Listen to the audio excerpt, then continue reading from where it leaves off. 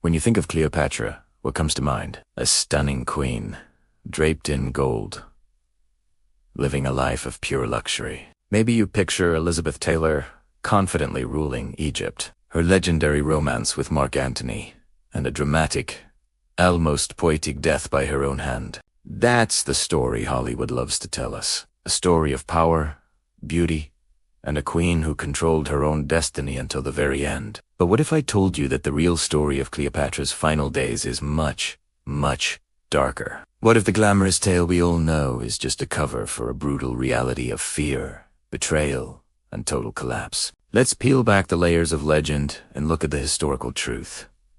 The story often ends with the Battle of Actium. It was a massive naval battle where Cleopatra and her lover, the Roman general Mark Antony, faced off against his rival, Octavian. They lost. Badly. This defeat wasn't just a military setback. It was the beginning of the end for their world. The glamorous couple fled back to Alexandria, but the writing was on the wall. Octavian, the future Emperor Augustus, was coming for them, and he wasn't coming to negotiate. Imagine the atmosphere in Alexandria. It wasn't one of defiant luxury. It was thick with dread. The city was on lockdown. Paranoia was everywhere. Cleopatra and Antony were trapped, watching their kingdom crumble day by day. Cleopatra, for her part, was a political genius, and she didn't give up easily. She tried everything. She sent her children away, hoping to secure their safety. She even tried to negotiate with Octavian, offering to give up her throne if he would let her children rule. But Octavian wasn't interested. He wanted Egypt, its vast wealth, and most of all, he wanted Cleopatra herself, not as a fellow ruler, but as the ultimate prize. His plan was to parade her through the streets of Rome in chains, a living trophy to symbolize his absolute victory. This was her greatest fear. For a queen who saw herself as a living goddess, the public humiliation would be a fate worse than death. As Octavian's forces closed in on Alexandria, the situation became desperate. A false rumor spread that Cleopatra had already taken her own life. Hearing this, a devastated Mark Antony asked his servant to kill him. When the servant refused and killed himself instead, Antony fell on his own sword. But the wound wasn't immediately fatal. In a truly tragic final scene, the dying Antony was hoisted up to the top of the mausoleum where Cleopatra had barricaded herself. He died in her arms.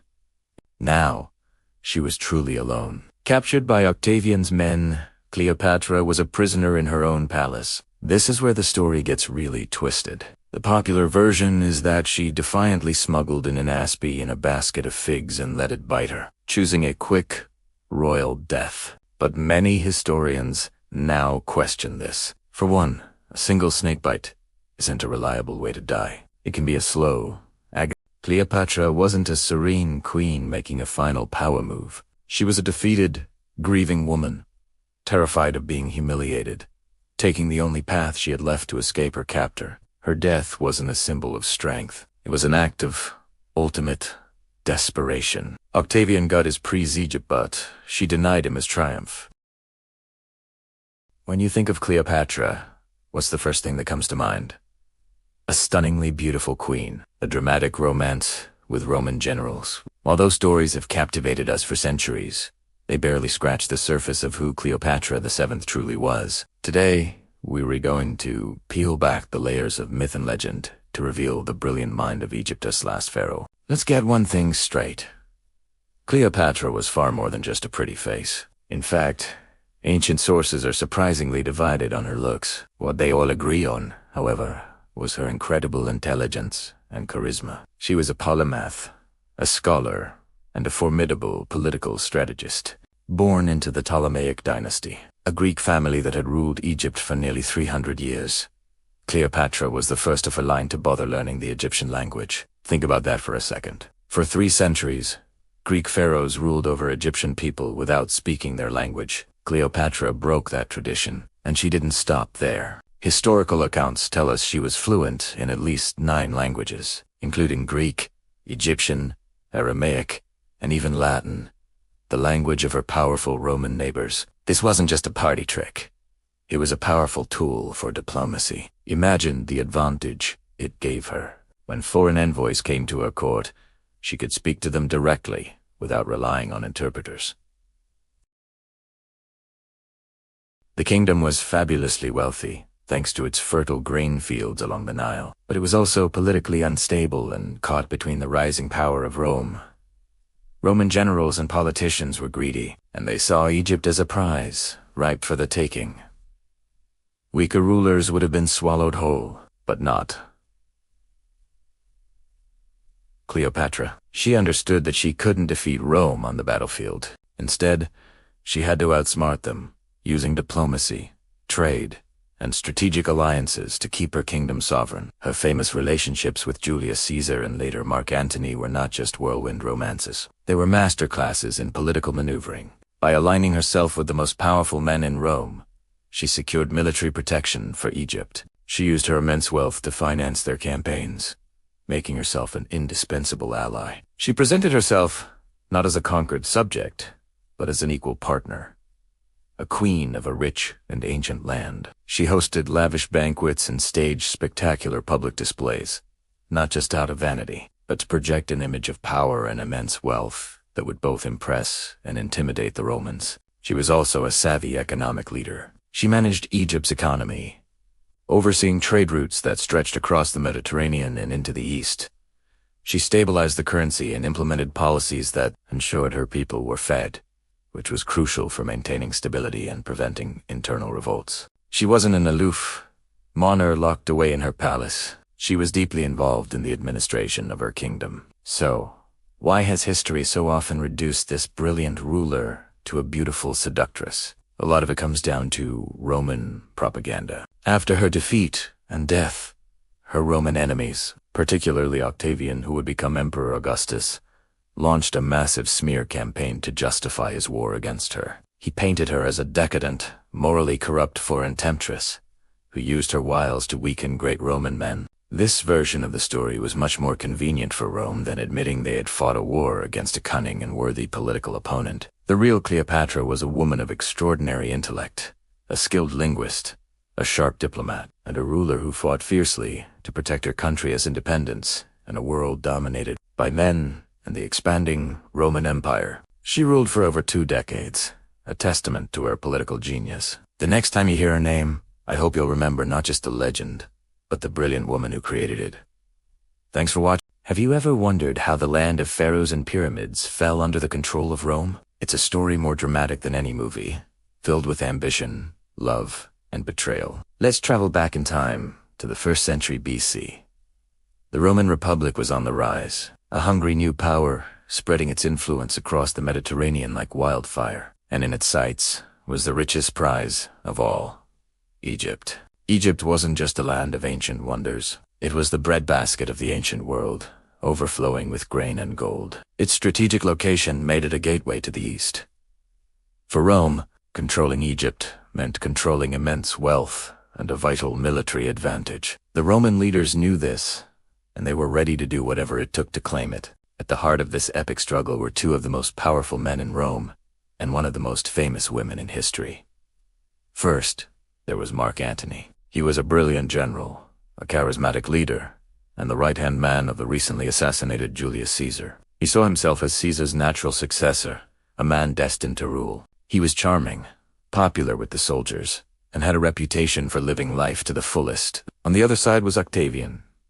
A was Caesar's adopted son and official heir. He was young, calculating, and incredibly intelligent. Where Antony was all passion and impulse, Octavian was cool, patient, and a master of political strategy. He represented the old Roman values of order and discipline. These 2 men were allies at first, part of a ruling trio called the Second Triumvirate.